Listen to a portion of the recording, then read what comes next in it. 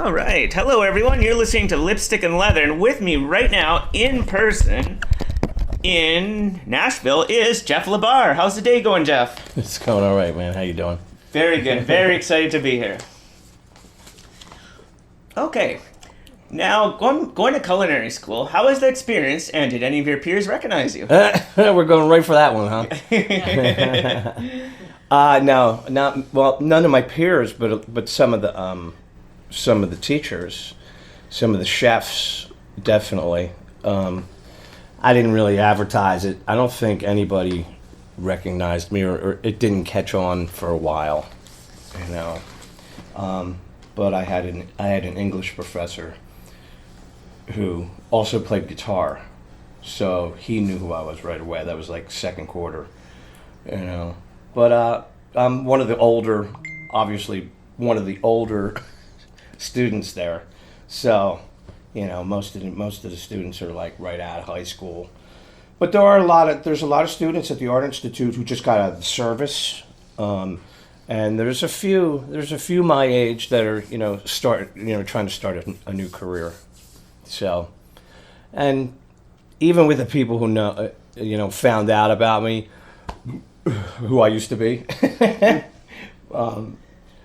they were like, "Oh, my parents love you," that kind of thing. But yeah, pretty much it's just the faculty. Mm-hmm. And are you enjoying cooking still so far? Yeah. Awesome. Yeah. I don't do it as much anymore at home, because now I'm not at home. Now I do it for a living. Right. So as much as I do in school, I took the summer quarter off, so I'm not in school at the moment.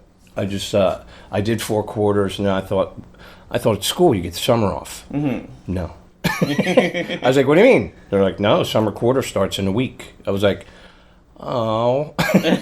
So I took the summer quarter off and start back in the fall, which is first week of October. With One More for the Road, you had more than enough material to do a full-length album. Can we maybe expect a full-length Jeff Labar solo album? I don't know if you can say I had more than enough material. The label only wanted an EP. Right. At the time, a lot of people were putting out EPs, and still, we're putting out one song at a time. I was like, let's just put out one song at a time, But a 3-song EP became a 5-song EP, and my guy at Rap Hack, he's like, let's leave it at 5, and see how that goes. I was like, that's cool. So I just picked the 5. Well, I actually picked the 4. How many's on there? There's actually 7. There were 2 recorded, I think, last minute, maybe after. Wait, there's actually 7. Duh. Right. So I took the 5 best songs that I had, and then I threw on 2 acoustic pieces that I'd written a long time ago and never got to record. Right on. Now, I really enjoy the Freak Show project, of course, with Ronnie, who's Canadian. Mm-hmm. Any plans to collaborate with Ronnie again in the future? Me and Ronnie talk. Ronnie talks, I listen. We're still in contact. We tried to do, the first time we tried to do it with Frankie Banali. Yes, yep. Things just didn't work out, and, life got in the way. And then so many years later, just a year or two? It was just about a year ago. Around the range, yep. Yeah, Ronnie got it back up and running. And we did 2 weeks out west. It was rough though, man. It was hard.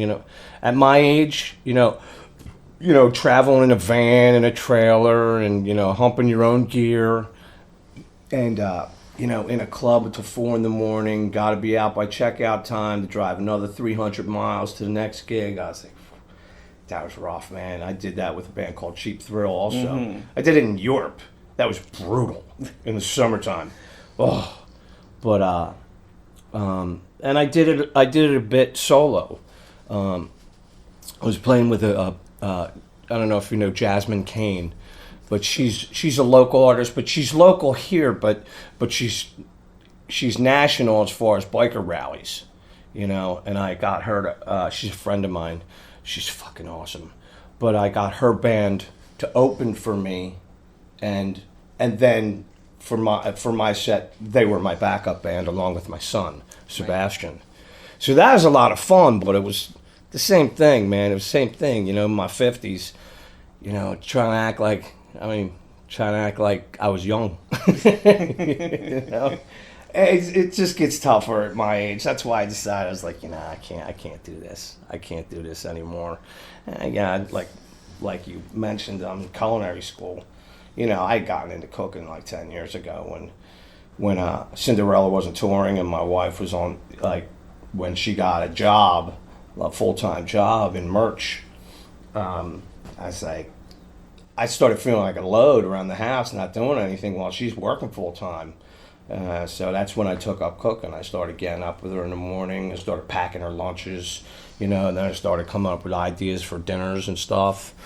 And that's how it started, probably about 10 years ago. And I get with my mom on the phone, you know, Mom, how'd you make this, you know? She's like, I don't know, I don't measure. I was like, okay, I'll figure it out. So yeah, that's what got me into it. I was like, and people find it hard to believe that I don't, you know, I'm not trying to play anymore. I don't think I've picked up a guitar in like a year. Wow. Probably. I mean, I still have them all. They're right over. They're in that room right over there. But I just, you know, people are like, don't you miss it? I'm like, not really. I mean, I miss the heyday. Mm-hmm. But I don't miss like last year doing it like that. Right. Like, no, man. That's for a younger man. This is a young man's sport, or woman. You know, it's a young person's sport, man.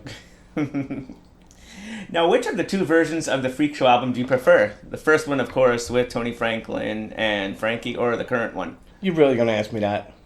The current one. The first one's awesome. Mm-hmm, I mean, it is. You can't top Frankie Banali. That's all there is to it, you know. I mean, Tom Frost is a great drummer and a good friend, you know. Plus, Tom, the second one, Tom produced. Well, Tom engineered it, did it in his studio, and he's awesome. But you know, I'm so used to the first one, Right. You know, and it was in a top-notch studio too. That first one was made with. We had some money. Ronnie had some money. Or Marcus Allen Christopher, whichever you prefer. I met him as Marcus, so I always call him Marcus, and I'll be in the same room with, like, Tom, or, you know, or like other people, and they're calling him Ronnie, and I'm calling him Marcus, and people, I'm like, I'm getting so confused here. How many people are in this room? Or Miss Crazy, someone called him. Right? Yeah, but he was still Marcus in Miss Crazy, you know? Right. But I met him as Marcus, so that's, you know, that's just what I call him. But the first record was like, to me, it was like magical. I was like, man, this is so cool. Mm-hmm. I was like stepping into this. It was almost done. All I did, he flew me out to San Jose and paid me a nice chunk of change to put a solo on each song. Right. Like the songs were virtually done. And I just made up a song in like 3 days, I think I was out there, you know? And I think we only made it to the studio twice, but not for very long either. But yeah, I just threw down guitar solos in each song, and I think that record came out fantastic. We really wanted to tour that, and we were shopping offers too. You know, Frankie was shopping offers, you know, and for festivals, but circumstances just weren't right, and then his personal life. Something bad happened in his personal life, which I don't want to speak on, but some people know. And so that kind of like put the kibosh on the whole project for a while. We waited around too to see how things went, and just time passed and passed, you know. And then last year, Ronnie comes up with this brilliant idea. Ronnie's still got ideas. He's still like Facebook messaging me about tour plans and stuff. I'm like, dude, I got a job. I go to school. Now we were chatting about Cheap Thrills, who you were in. Cheap Thrill, right. Cheap Thrills, that name was taken. Oh. Believe me, I searched for names, man. We were like on the road to our first gig, and we still hadn't had a name, you know? And it was like, I don't know, 7-hour trip or something. I'm just looking out the window, jotting down everything I can think of. Looking at billboards, looking at store signs, blah, blah, blah. And I finally saw a strip club called Cheap Thrills. I was like, yeah, there's one. So I had a list of them. So every time we stopped, I'd read these guys my list. Mm-hmm. Nah. I'd say something, nah. That sounds like a cover band. I was like, what does that mean? Finally I came up with Cheap Thrills. And they're like, finally Eric and Brandon were like, They didn't say no. Right. So that was a step in the right direction. And then I looked it up, I Googled it, and of course there was like 9 bands called Cheap Thrills. So then I just dropped the S, and there was nobody. Right. So, anyway, go ahead. Now, some of the members of the project evolved into Devil City Angels. Were you asked to be involved in Devil City Angels? No. No? No. That was, I